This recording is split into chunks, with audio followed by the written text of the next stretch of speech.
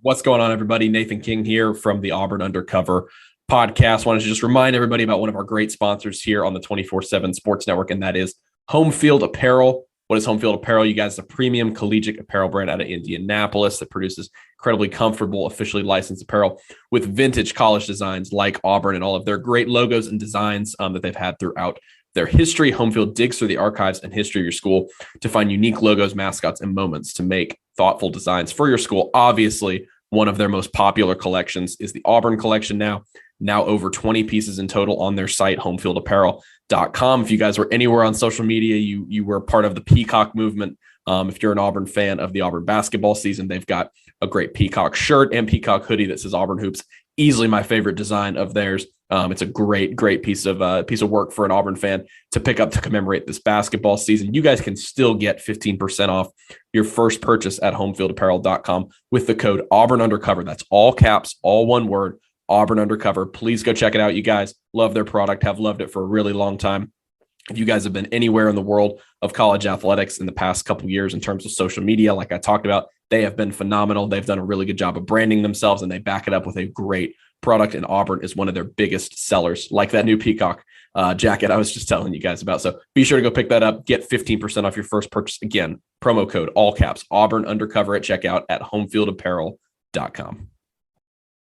Here on the Auburn Undercover Podcast, we are proud to be partnered with Prime Shrimp, a New Orleans-based shrimp company, to offer our listeners some delicious, easy-to-cook shrimp in just minutes. These guys have been peeling shrimp since the 40s, and they are excited to offer you guys restaurant-quality shrimp straight to your door in under 10 minutes without the usual mess and fuss.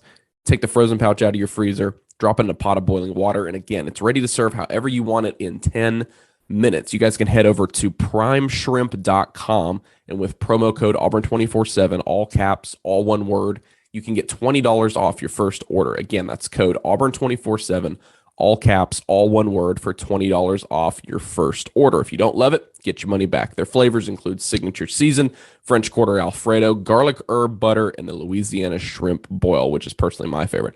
I'll tell you guys what I've done 3 or 4 times. Grab a loaf of French bread, bake it until it's crispy, get some lettuce, whatever other toppings you want, stuff some Louisiana shrimp boil in there, and get yourself a po' boy. It is absurdly good. Get you some frozen French fries, pop them in the oven while you're making it, and it's super easy, super tasty seafood meal in like 20 minutes by the time you're done with everything. Remember, guys, use code Auburn247, all one word, all caps, $20 off your first purchase at primeshrimp.com.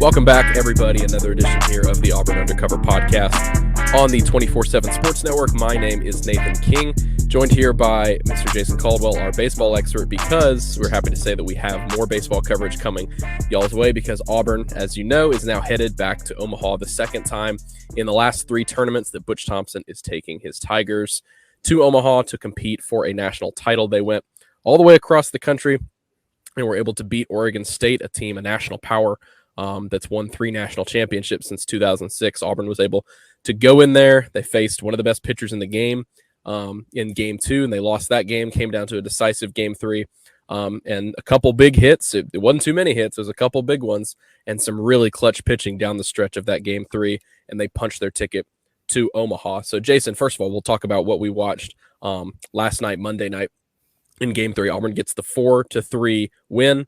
Once again, you talked about this when we were chatting a couple days ago.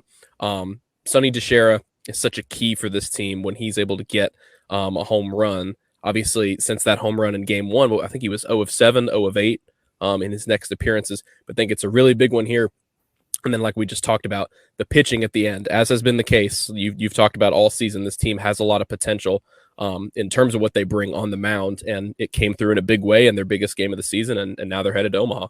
Yeah, you look at it, and it was definitely pitching, and a lot of relief pitching that was the story of the weekend at Oregon State. I mean, game 1, you get 8 1/3 innings from your bullpen, and you win a baseball game in a super regional, which is unheard of. And so, you had a really good pitching matchup on Saturday, Jose Gonzalez and Jerpy, and obviously that was one that was a 1-run game down the stretch for Auburn, but Game 3 was, Mason Barnett kind of set them up to do good things. The early home run from Sonny DeShare was really big to kind of take the edge off a little bit. And, they built a 4-1 lead, 2-run home run by Justin Boyd from Oregon State in the 7th, who was incredible all weekend. He was probably the best offensive player in the regional all weekend. He was really good. But you look at, it's been the same kind of recipe for Auburn much of this year, which was Carson Skipper turning it over to Blake Burkhalter. And boy, those guys were really good. Skipper gives up the 2-run home run, but man, he got Auburn out of a couple of jams there. And then Burkhalter, that's the Blake Burkhalter that we saw earlier in the year before the hamstring injury against Tennessee. Burkhalter was a dominant guy early in the season. I think it's taken him this long to kind of get everything back quite together. And we saw that on Monday night. That was the guy that you bring in a game now and you go, okay, man, you feel really good about no matter what the situation is. And they took care of business, did it in a different way. They scored 51 runs in 3 games at home in a regional. Struggled offensively against a really good Oregon State team with a really good pitching staff, but found a way to win. And that's kind of the name of the game for this team. They find ways to win, play good defense, and they did those little things. Brody Moore gets the bunt down, and you had people in kind of the game thread wondering, hey, go for the big inning. Well, I mean, you only had 2 hits at that time.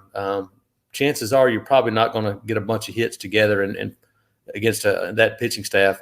You have to take what you can get, and Brody Moore puts the bunt down and ends up being the game-winning run. That was the difference in the game. So, for this team, this program, this just kind of reaffirms what you did in 2019. To go on the road to Oregon State. I mean, Auburn won in 2019 at North Carolina. But to go to Oregon State, 2,700 miles away from home, you're staying an hour and 15 minutes away from the ballpark. You're driving 2.5 hours a day. Playing at 9 o'clock your body time. To go out there and win that series was just really impressive, and can't say enough about these guys, the coaching staff, everybody involved. And now they get to take one deep breath, get right back on a plane after getting off one on Tuesday night. They'll turn around and get back another plane on Wednesday and head to Omaha, have a couple of days to practice, regroup before a Saturday night 6 o'clock start against Ole Miss. Yeah, a couple things that wanted to talk about that you just hit on there.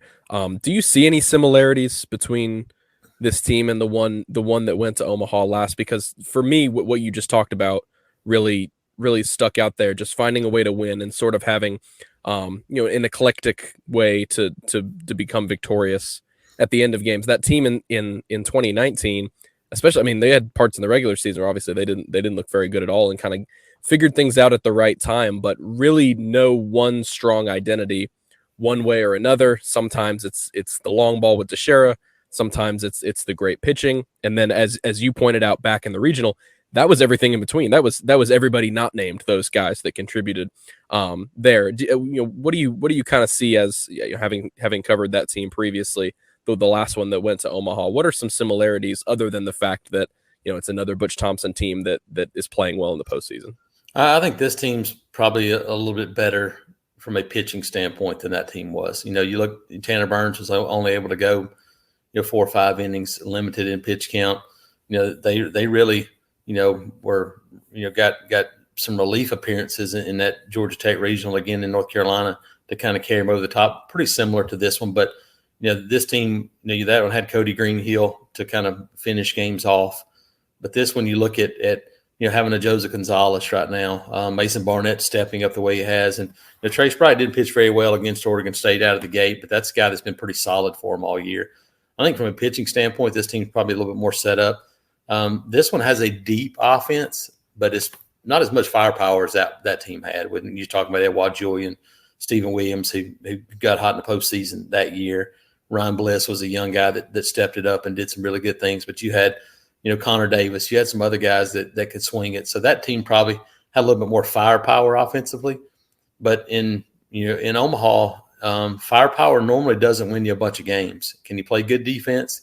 Can you pitch? Can you do those things? And timely hitting, that's kind of the name of the game for this team. So I think this team may set up a little bit better to have success in Omaha than that 2019 team did, even though that team had a chance to win kind of right out of the gate. But Yeah, a little bit different team, but same mentality. Every Butch Thompson teams are going to have the same mentality, which is, hey, go out there, fight, claw, and scratch. That's what they do. You're not going to go out there and just overwhelm people with talent, with 25 arms that throw 95. It's just not kind of the makeup of the team. But what they do is try not to beat themselves, give away too many free bases, and try to get a couple clutch hits, and they were able to do that.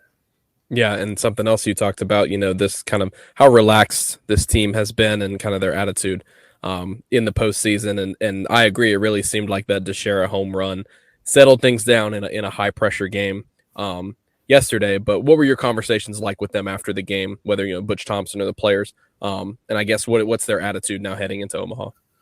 Yeah, the attitude is they're not finished. I wrote the bad news story after the regional, talking about them having the Bad News Bears jersey hanging up, and how they want to deliver bad news to everybody who picked them last in the SEC West. And I don't think getting to the College World Series ends that for them. This is, Butch Thompson talked about it after that regional, said, look, it's national championship or bust. I really believe that's what this team believes.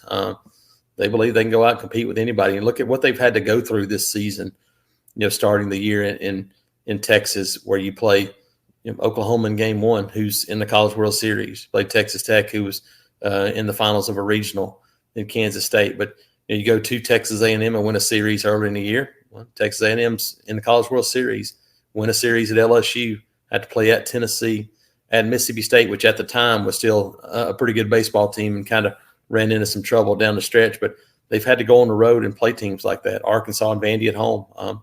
They've been challenged. They faced a gauntlet in this league, and because of that, they know they can play with anybody and go out and compete with anybody. And so that's the thing for them. I really believe they'll look at it as another opportunity to show people, hey, you were wrong about us, and here's the reason why. Yeah, speaking of facing a gauntlet, half of the field in Omaha is made up of teams from the SEC. And if it was a couple years from now where Texas and Oklahoma are going to join the league, you're talking about 6 of the 8 teams would be from the SEC, if that just goes to show how difficult Auburn's schedule is year in and year out. So they're matching up first on the bottom side of the bracket here with Ole Miss. What did they do earlier in the year against the Rebels? How are you feeling about this matchup for them? And then I guess overall, how are you feeling about their side of the bracket, seeing as it's Stanford and Arkansas as the other game? Those are kind of the 3 teams that might be in their way to make it to the national title game.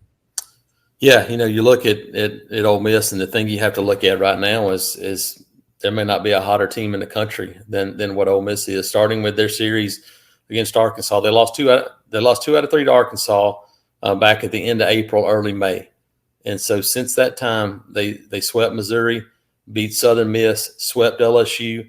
They lost 2 out of 3 to Texas A&M at home, which is kind of the one blip on the radar to finish the year. And lost the first game of the SEC tournament. People thought maybe that's going to knock them out of there. Since that time, they have really run roughshod over everybody in the postseason. They swept through the Miami regional. In the final game, they beat Arizona 22-6.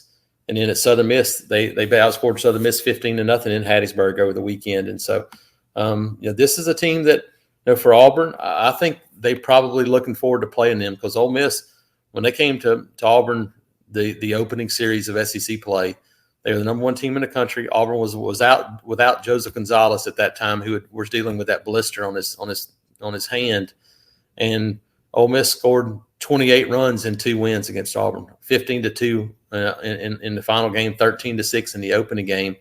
Auburn scored 19 runs in the second game, so it was a little bit very different scenario in that one. But both teams are a little different. Ole Miss is pretty wildly different since that time when you look at them from a pitching standpoint. A guy that was really thought to be their closer at the beginning of the year has turned into their number 1 starter. Dylan DeLucia is 6-2 with a 4.35 ERA, pitched really well. And then Hunter Elliott's a true freshman that has been lights out, really a 6'3" lefty that has come on at the end of the year and pitched really well for this team. And so I think it's an outstanding matchup. Then you have Arkansas and Stanford on the other side. two of the best offensive teams in the country. They can swing the bat. Arkansas has quality pitching as well, but man, that's two teams that can really swing it. So if you're looking at it, I think the one thing that jumps out to you about Auburn's side of the bracket, and for folks that don't realize it, the College World Series is essentially two regionals. Each side of the bracket is a regional. So this is basically going back to 2 weekends ago where you have 4 teams, and those 4 teams are playing a regional format to get to one team. And each side of that, then the team that advances plays a super regional, one series for the College World Series. So the difference is that you have a couple of built-in days off. So, you win game 1, you have a day off. You lose game 1, you have a day off. What that allows is for Auburn to potentially go Carson Skipper, Blake Burkhalter in game 1, bring those guys back again in game 2, and still have some rest if needed. So you're able to set up your pitching a little bit differently. And I think it's a big bonus that Butch Thompson has been there so much before at Mississippi State with Auburn, understands that. And I really think it's been kind of in the back of his mind all season long that, look, we're going to have that opportunity if we can get to Omaha, that we're going to be able to throw those guys multiple times because of those days off. And so I think Auburn, the other 3 teams, I think are much more offensive on that side of the bracket, but the park is not made for that as much. So for Auburn, you get some quality pitching and take your chances. And we know that Jason is obviously going to be very excited to be back in Omaha. What is that trip like? I know you were talking about it a couple days ago on what y'all's itinerary might entail. Is there anything to do in Omaha other than go to the baseball national championship series? Yeah, but because it's such a long week. I mean, even if Auburn or even if whoever you cover, if they go out there and play 2 games and come home, you're still talking about, for us, we're going to be driving out on Wednesday. Flying, it's really difficult because you don't know when you're coming home. You have to have a rental car no matter what. And so it's really difficult because you can set a return flight, but you don't know what day it's going to be. It could change. More than likely it will, because there could be rain. There could be things that make you stay a little longer. So driving about 15 hours over 2 days, which is not too bad. So I'll be doing that. There's things to do there, but man, when you're in Omaha, you're at the College World Series. It'll start Thursday with a practice, Auburn practice, about 3:00 Thursday afternoon. So provided we don't run into any trouble, be there for the practice, press conference and stuff there Thursday. They have an opening ceremony Thursday night. Auburn, I think, is the next to last team to practice. I'm assuming Ole Miss, those, however it works, will be the last team. But and then Friday you got 2 games that start, and I have a feeling that I'll probably want to go be in the stadium when you have Texas A&M, and Oklahoma, all 3 represented there, along with Notre Dame. That's some intriguing baseball, intriguing fan bases. So yeah, I'll probably be there a good bit. There's some other things to do around town, but on those off days, Auburn will go to practice at Creighton or local high school, something like that. So we normally can go out, get some footage, talk to them and get some things to prepare for the next day. So be working in between those days as well. Yeah, I think it sets up for y'all pretty well, this top half of the bracket. Already some good matchups there, but you could get Texas, Oklahoma. You could get Texas A&M there. In the talk and shoot, Texas A&M Oklahoma is already a great a great old rivalry there from the Big 12, and so that's really exciting. We know y'all have a good time. Y'all be safe heading out, and we're excited for what kind of coverage Jason is going to bring. We're going to do podcasts from there. Should have some video from there. It's going to be a good time, and hopefully it's a long stay as he covers Auburn's potential run to the national title game.